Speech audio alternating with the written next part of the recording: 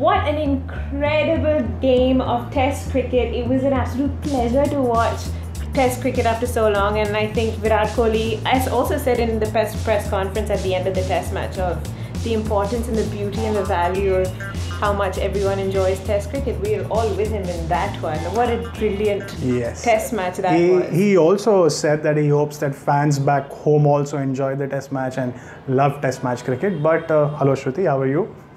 I'm good, actually. Not too bad. Not a lot of hellos in this video. No, I'm just actually really excited to have watched a really good Test match. I know it ended in 3 days and almost one session, and I wanted it to go on longer, but it's... If you see, most of the exciting Test matches are Test matches which have, at least at some point in time, some level of equality between the two teams. Are Test matches that end early. There are very few Test matches which go all the way up to the 5th day, and they end up being that close. And this was one of them. 3 days and a few overs, and one of the best Test matches in recent times that we have watched. Yep. So for all those people who don't know, it was an absolutely riveting first Test match at Edgbaston, played against England and India, and it ended in 3 days, one session. But India just lost by 31 runs. And as I had predicted, not the India loss part, I know, but more the part that India's batsmen are going to let India's bowlers down. And that's what has really happened. Brilliant prediction. My prediction was that there will be a result, but brilliant prediction, Shruti. That's the one that I forced out of you, and that's what I got. Yes, my other prediction was Kuldeep Yadav would play, but he did not. So, well, I'm back to my good predicting self. But that's it. Now, selections. A lot of people have discussed that no Kuldeep Yadav and no Pujara, and hopefully we'll see them. No Pujara, I was surprised. I would have played Pujara. In fact, my playing 11 had Pujara that in the preview that we discussed on this very channel, and I would have had KL Rahul open because it's about continuity for me. India had won their previous Test match overseas in Johannesburg with Pujara at 3 and KL Rahul open, and despite KL Rahul having not done well in that game, Pujara had scored a 50 in that game, and then suddenly you let him go and get in a player. And it wasn't like they were trying out a new option at number 3 in the sense that KL Rahul has been in the team, but they weren't trying out someone like a Rishabh Pant, say, for example. They were going back to a tried and tested and a sort of failed option in the form of Shikhar Dhawan, who doesn't do too well in overseas conditions like this. I was just looking at the stats, and we have put this up on our IGTV, on our World Cricket Chat Instagram channel as well. So if you're not there, the link is somewhere down here. I'll give that to you. Yep, that's a nice self-promotion. But as I tweeted earlier as well, that Shikhar Dhawan average is 88 since Kohli took over the captaincy in Test match cricket in Sri Lanka. But everywhere else, and that includes India, his average is down 35. And you are going to struggle, especially in England and in Australia, more in England and South Africa, where the pitches have a lot in them for the bowlers. And that is exactly what's happened. And that's actually, I think, what troubled India's batsmen the most is their lack of resilience.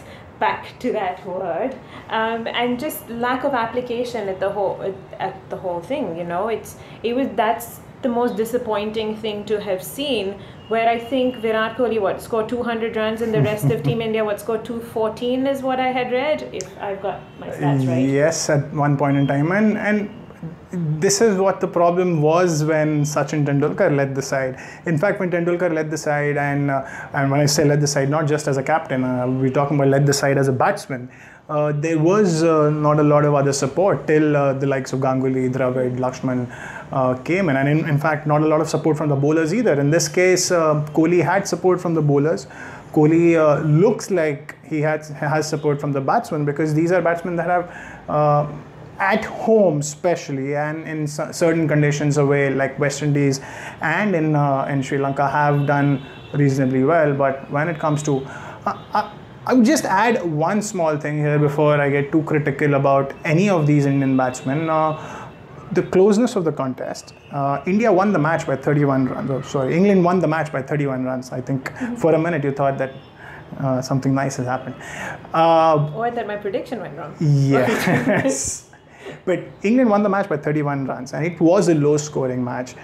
Batting, both sides did not do too well. Yeah. England were 87 for 7 at one stage. Their top order was all gone. It was Sam Curran's innings, one of the turning points of the match, that helped them win the match by 31 runs in the end. So let's not just be too critical about the Indian batsmen. Yep. Those conditions, that pitch was a difficult surface, as opposed to some of the pitches that we see in international test match cricket in this day and age. It was not an easy pitch by any stretch, and you have any such pitch where the ball swings and seams, batsmen will struggle, and that is exactly what has happened in this match, not just for the Indian batsmen, for the English batsmen as well. Secondly, if you bring in anyone else, we're talking about Pujara, might not have made a lot of difference in that sense, given the pitch, and he has been struggling. But the fact that Pujara adds a lot of, he has that ability to absorb a lot of pressure in terms of batting out 50, 60, 70 balls, 80 balls, scoring. In that sense, might have had stability, but that's the problem, that Pujara himself wasn't in great form. So I can understand it to an extent, but well, I was not very convinced with the Dhawan selection. Fair enough. A lot of people haven't been convinced with that selection. But let's just start quickly at the beginning with England in their first innings scoring that 287. And it was the root wicket when he was on 80 and that brilliant Virat Kohli run out. And I'm so glad I'm not asking you to hold a mic today, because you may have dropped it as well. But I was wondering where that conversation is headed. Bad one there. Apologies. But England ended up being 216 for 4, added only another 71 runs and lost the remaining 6 wickets for 71 runs. And that was brilliant bowling. There was Ashwin, who took 4 for 26. Shami 3 for 64. Yes, the bowlers did really well, and Ashwin outside India. Ashwin outside India in non-subcontinental conditions. That first innings spell was his best ever for me. 4 wickets, not just the wickets, the way he got the ball to dip, the way he got the ball. The Cook wicket, the twice. Cook wicket, twice. Saurav Ganguly had this to say about that Cook wicket, that there's a technical flaw in that wicket. There might have been a technical flaw, there is no doubting that. But to get the batsman out the way he did, the way the ball angled in from around the wickets, going into the batsman and on English pitches, for it to turn away, hit off stump, an off spinner's delight.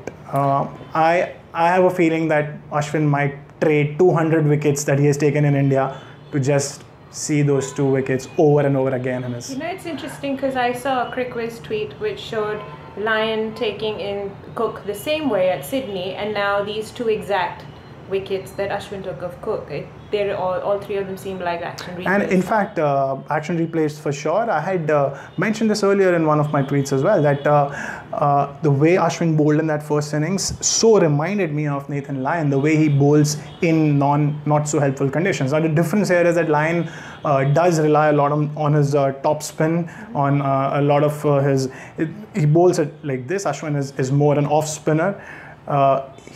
There's not a lot of similarity in the technique of bowling, in the deliveries that were bowled, but more similarity in the fact that Ashwin managed to get that loop, get the fact that he was bowling nice lines in lengths, being conservative in that sense. He was experimenting, no doubt about it, but there was a lot of control over his experiments, and when you have that control, it really helps, and that's exactly how he bowled, and I was pretty impressed. And that was for me the highlight of the match from an Indian perspective, apart from the Kohli century.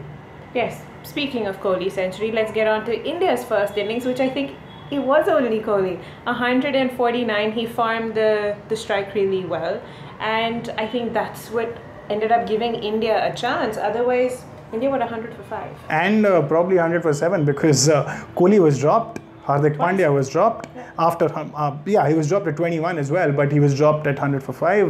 Hardik Pandya was dropped, and could very well have been the end of the match then and there itself. But that brilliant counter-attack, to begin with, not really a counter-attack. To begin with, he farmed the strike, but then he counter-attacked really well. I think that brought India back. I think going back to the bowlers topic, we spoke about Ashwin and how brilliantly Indian bowlers bowled.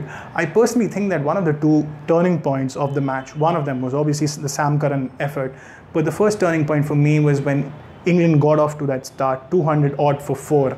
I think the Indian bowlers took a lot more time to realize what lengths needed to be bowled on that pitch. Scoring 200 for 4 on a pitch where the rest of the 3 innings have been 100 for 7 or 100 for 5, which could have been 100 for 7, a 180 odd and a 160 odd.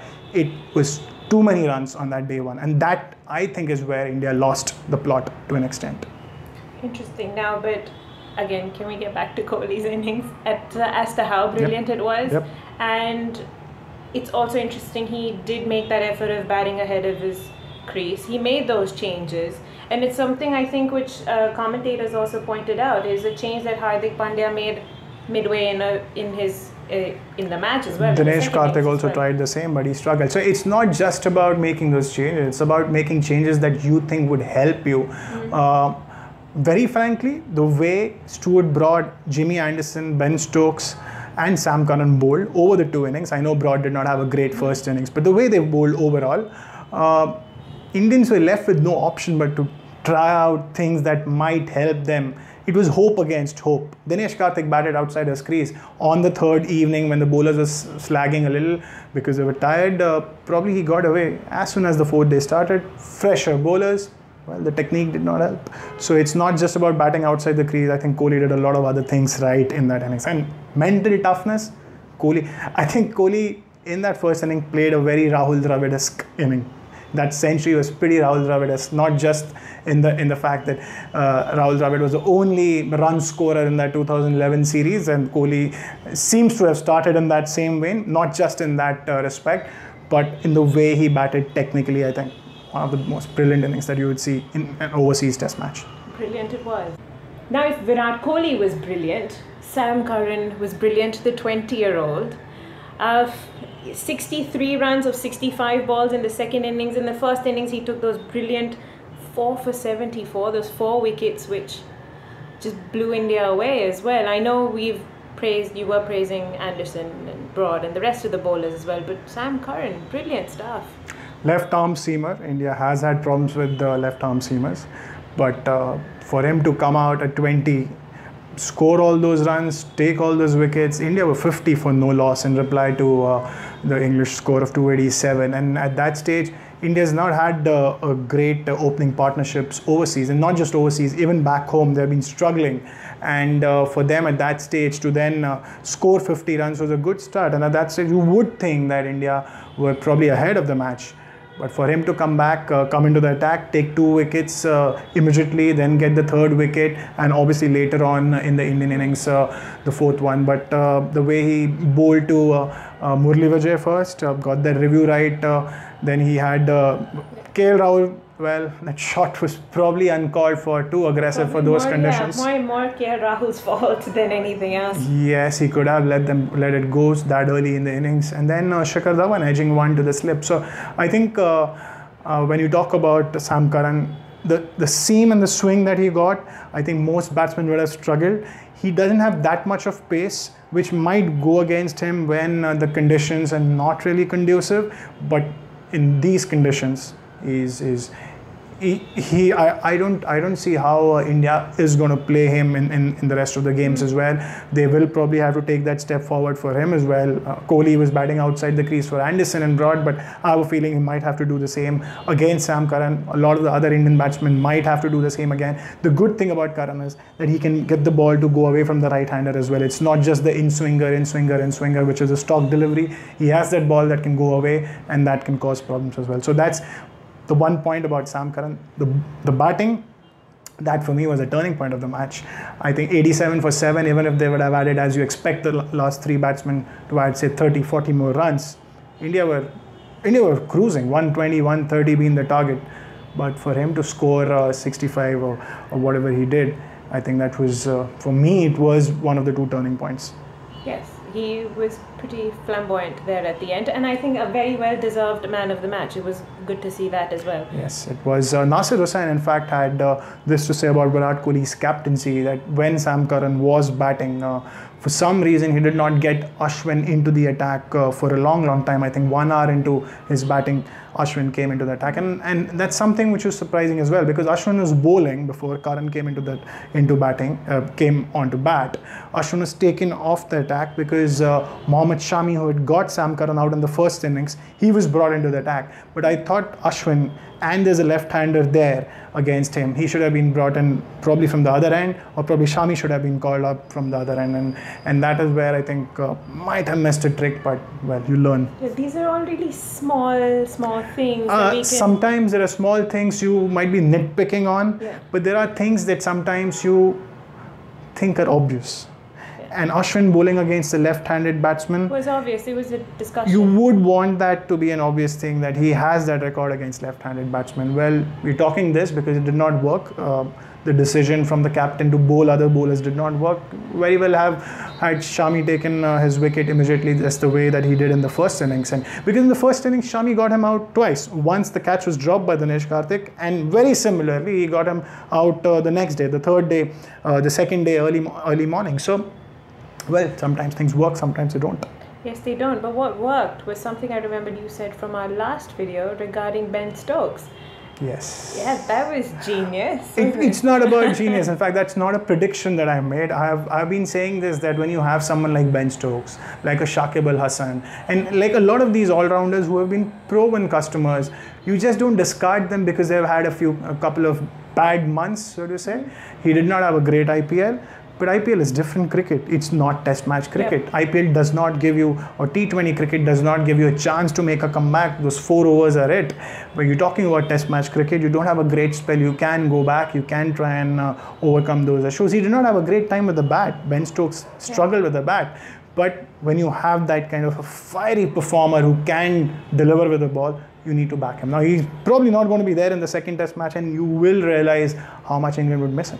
I actually really do think England will miss a character like Stokes, because 2 wickets in the first innings, 4 wickets in the second innings. He got the vital Virat Kohli there, which everyone was hanging on to, that he'd hopefully get India through home. Yep.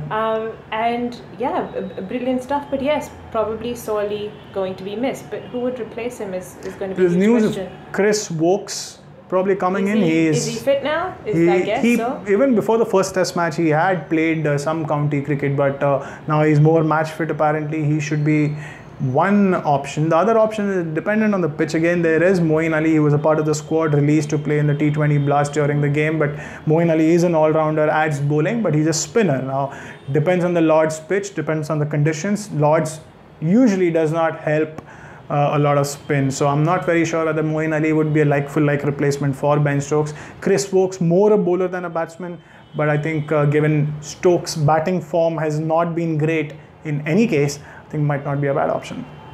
Interesting. We'll know. I think maybe a day before. You never know. England might just announce their team a day before. I think they would again.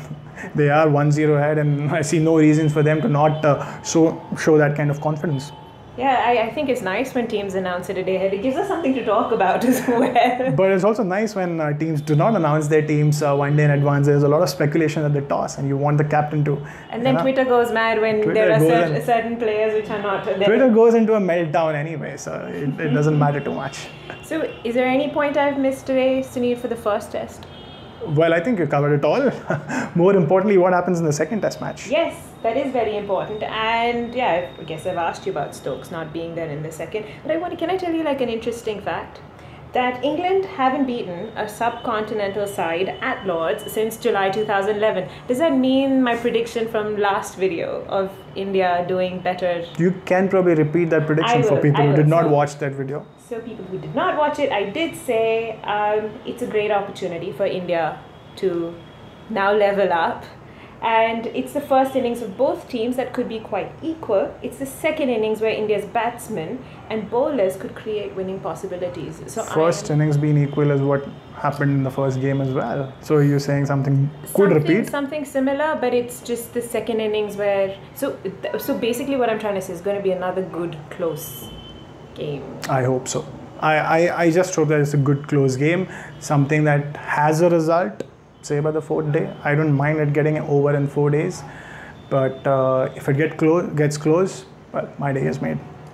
gets close and India wins, because this time I really do want India to win. I did want them to win last time as well. But my prediction at the start of the tour was 2-all in the Test series. So in that sense, yeah, I hope India wins. And because I, for some reason, not getting that feel that if India goes 2-0 behind in the series, they would find it difficult. I think they would find it difficult to come back from there. Interesting. So let's see now. Let's chill until when? Until Thursday. Yep. Or a day before. Oh, I dropped the mic a little too quickly, early. I can't believe that just happened. That was not planned. You made that joke as well, so I decided. I did, but I caught it. It's your phone. I caught it. It's your phone. I caught it as well. Well done. You didn't. You hardly dropped it. You went down. Can we repeat it? Yeah, go for it. I'll give it a pass. Okay. It's my phone. Exactly. I think you just remembered that, right? So a prediction from my end is I think India should win this, and you're hoping India should win this.